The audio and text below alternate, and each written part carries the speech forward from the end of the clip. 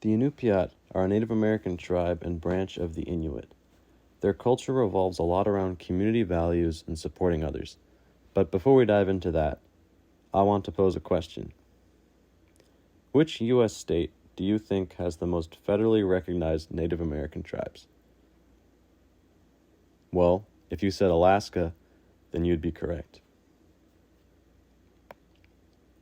When Native American tribes are brought up in U.S. schools, the focus is often on what happened in the lower 48, but there are almost as many tribes in Alaska.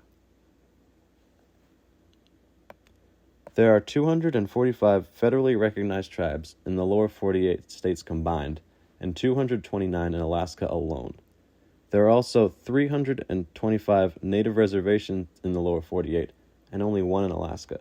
The reason for this we will go into later. Living in and around the Arctic Circle are the Inuit people.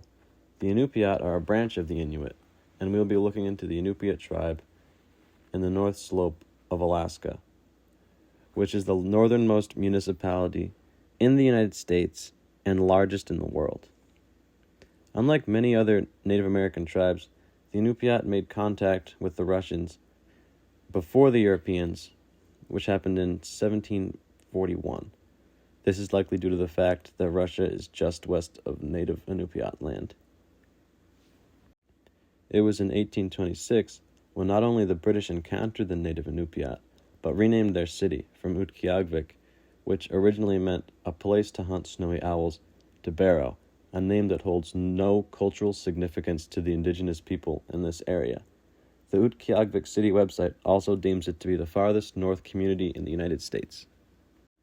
The UIC Alaska, or Utqiagvik Inupiat Corporation, is a multi-billion-dollar company that was founded in 1973 after the Alaska Native Claims Act of 1971. This corporation works to preserve Inupiat values. Their mission was to create a native-owned construction company, insurance company, and later on even set aside land for private research. The Alaska Native Claims Act, which was passed in 1971, gave $944 million and title to 44 million acres of land to Alaska natives in exchange for claims of 340 million acres of traditional land.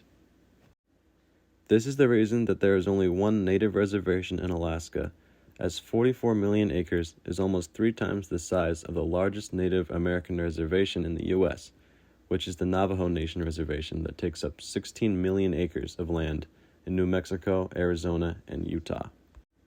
It wasn't until 2016 when it was put up to a city vote on whether Barrow would turn back into Utqiagvik. The small city of 4,300 residents had 381 votes to 375 votes. The vote favored the naming of Utqiagvik, so after 190 years, an aspect of Inupiat culture was finally restored and the city regained a part of its original identity. School districts are also fighting for Inupiat values. The public schools in Utqiagvik and the North Slope region are struggling with the inclusion of Inupiat culture and language in the material that's taught in schools.